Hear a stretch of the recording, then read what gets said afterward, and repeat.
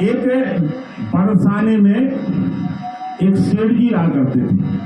बरसाने में एक सेठ जी रहा करते थे। सेठ जी के 3 पुत्र थे, 3 बहुएं थी और बढ़िया बाजार में दुकान थी, जैसी इस दुकान में हम आप बैठे हैं। और सेठ जी बढ़िया आनंद से रहते थे। लेकिन एक समस्या थी कि सेठ जी के बेटी नहीं थी। सज्जनों, सेठ जी की बेटी नहीं थी। अब भाई किसी को आज के युग में तो बेटियां बहुत बुरी लग रही है लोगों को। हालांकि अब समय बदल रहा है, तमाम जातियों में तो बेटियों की संख्या कम हो रही है। सेठ जी के पास बेटी नहीं थी, दुखी रहते थे। एक दिन सज्जनों एक संत का आगमन हुआ। संत जी आए, लोग बाग सेठ जी के पास ले गए, बैठा। सेठ जी से बातचीत हुई संत की, तो लोगों ने बताया, बोले महाराज सेठ जी बड़े अच्छे हैं, बड़े धार्मिक हैं, कथा करते हैं, संतों की बड़ा सम्मान करते हैं। लेकिन बोले लेकिन बात क्या है? बोले लेकिन इनके पास पुत्र नहीं है, इस वजह से दुखी रहते हैं। संत सज्जनों बड़े दयालु होते हैं। संत ने तत्काल जो है उपाय बताया। बोले सेठ जी इसकी कोई बड़ी बात नहीं है। क्या कह रहे हैं?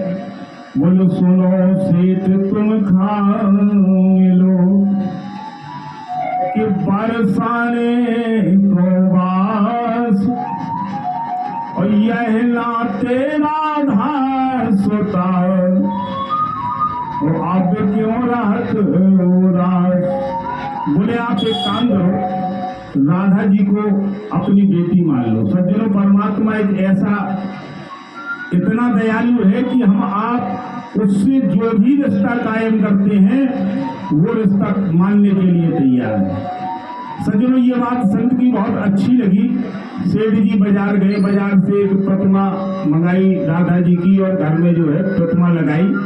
अब सुबह शाम जो है उस प्रतिमा के आगे भोजन कराएं, उसकी पूजा अर्चना करने लगे। अब सेठ जी प्रसन्न रहने लगे। अब कोई दिक्कत नहीं। अब लोगों ने देखा, बोले सेठ जी तो बहुत प्रसन्न रहते हैं। पूछा, बोले अब आपको कोई दुख नहीं है? बोले अब काहे का दुख है, अब तो बेटी नहीं थी, भगवान की कृपा से ये तो मेरी राधा बेटी हो गई। बोले बिल्कुल बात सही है। क्या कह रहे हैं सेठ जी? बोले 3 बहू बेटे हैं घर में, सुख सुविधा है पूरी।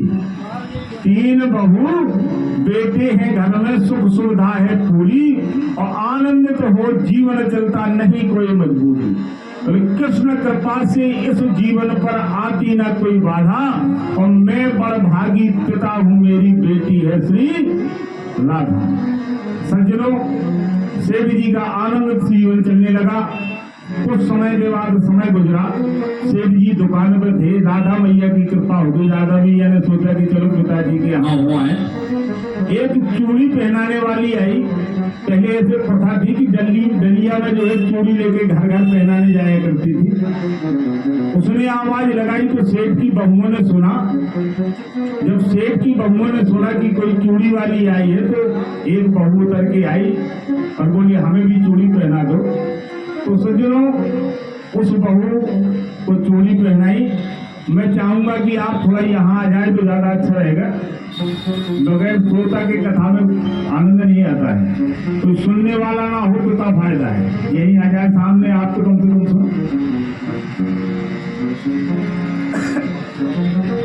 सज्जनों, हुआ क्या कि सेठ जी की यहाँ वो चूड़ी पहनाने वाली आई तो उन बहुओं ने चूड़ी पहनी। राधा भैया का मन हुआ कि मैं भी आज पिताजी के यहाँ चूड़ी पहनी। सज्जनों, एक लड़की का बढ़िया भेष बनाया और राधा भैया वहीं पे प्रकट हो गई जगदीश्वरी माँ। और वो बहुएं चूड़ी पहन के जैसे ही पीछा उन्होंने किया पिछवाड़ा की, वो आगे प्रकट हो गई और चूड़ी वाली के सामने बैठी। चूड़ी वाली के सामने जैसे ही बैठी, चूड़ी वाली ने सोचा कि शायद इनकी यहाँ कोई रिश्तेदार होगी। इनकी यहाँ तो 3 ही बहू है, लेकिन कोई रिश्तेदार लड़की आई होगी। तो उसने भी चूड़ी राधा मैया को पहना दी। चूड़ी पहनने के बाद राधा मैया ने तो थोड़ा सा आल पकड़ी और अंतर ध्यान हो गई। कुछ समय के बाद सेठ जी के यहाँ वो मनिहारन पहुंची। बोले सेठ जी बोले क्यों आप आज जो है घर पे गई थी क्या? बोले हाँ। बोले चूड़ी पहना ही है क्या? बोले हाँ। तो बोले बताओ हम पैसा दे दे। कह लो क्या बहुओं ने पहनी? बोले 4 लोगों ने। बोले 3 तो हमारे पास बहु ही, 4 लोगों ने कहाँ से पहनी? अरे बोले नहीं, मैंने 4 लोगों को पहनाई। अब काफी विवाद हुआ तो सेठ जी बोले काम करो। बोले कहा? बोले कल आना तो पैसे ले जाना। बोले हम घर जाके अपना बात करेंगे बहुओं से कि 4 लोगों ने कहाँ से पहनी, हमारे यहाँ तो 3 बहु ही। तो बोले ठीक है मैं कल आऊंगी, कल ले जाऊंगी पैसे। 4 लोगों ने पहनी चूड़ी।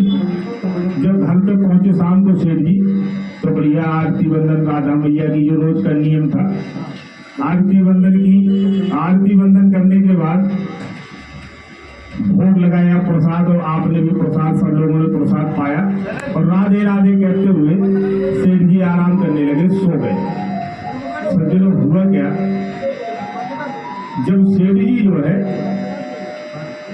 जैसे ही सोए तो स्वप्न में राधा मैया आई।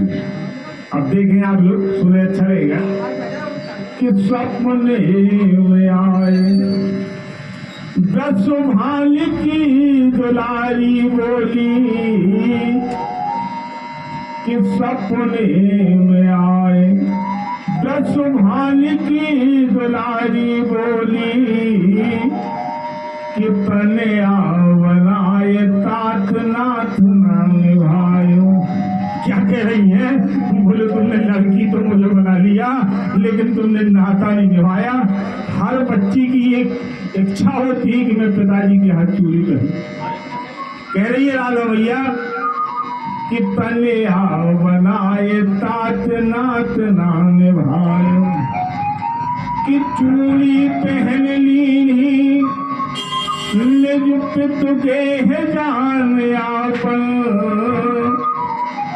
आपने मनिहारन को मोल ना चुकाए। और स्वप्न में सेठ जी घबरा गए, रोने लगे। बोले बेटा बिल्कुल याद नहीं रहा, नाराज हो गई। क्या कह रही है? बोले 3 बहू याद, 3 बहू याद है तुम्हें? बोले 3 बहू याद और पर बेटी नहीं याद रही, और ऐसो कह राधे को ही भर आई, कि ऐसी भई दूरी कहो काहे मजबूरी, और आज 4 चूड़ी काज मोह बिसराए। बोले आज ऐसी कौन सी मजबूरी आ गई कि आज 4 चूड़ी के पैसे आप अपने नहीं दे सके मेरे पहनने के? सज्जनों सेठ जी रोने लगे और इतनी जोर से रोए कि नींद खुल गई। और जब देखा और बोले मेरे से तो बहुत भारी गलती हो गई। तत्काल उतनी ही रात में सेठ जी ने कपड़े पहने और गाड़ी निकाली, जेब में पैसा डाला और मनिहारन के घर पे पहुंच गए। आवाज लगाई, मनिहारन ने सुना। बोले सेठ जी रात में क्यों चले आए? बोले बड़ा गड़बड़ हो गया। बोले क्यों? बोले तू तो बड़ी भाग्यशाली निकली। बोले क्यों? बोले बेटी मैंने बनाया और दर्शन तुझे राधा रानी देके चली गई।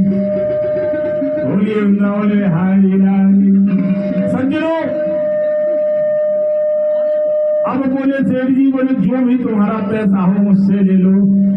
अब सोच रही है मनिहारन, क्या कह रही है कि अब जब तुम्हें मिलो अमोल, कह रही है अपने मन से कह रही है कि जब मुझे इतना बड़ा धन मिल गया तो इस पैसे की क्या आवश्यकता है, कि जब तुम्हें मिलो अमोल धन अब कांगत मोर, और मेरे मन प्रेम से औलाद